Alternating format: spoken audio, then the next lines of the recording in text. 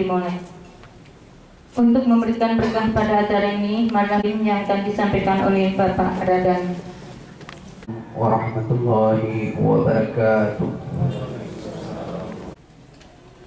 Bapak dan Ibu yang kami hormati, sebagaimana yang telah disampaikan oleh Ketua Panitia Pelaksanaan ini tadi, kita sangat menyadari bahwa masih banyak masyarakat kita yang mungkin tidak saja yang berkaitan dengan penyakit kusta ataupun prambusia dan lain-lain.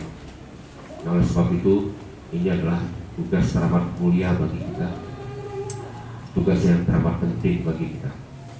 Jadi oleh sebab itu, pemerintah Kabupaten Aceh Tengah sangat serius karena divisi kami yang kedua dari 2012-2017 dan misi yang ketiga untuk meningkatkan kesehatan dan membangun sarana-sarana kesehatan.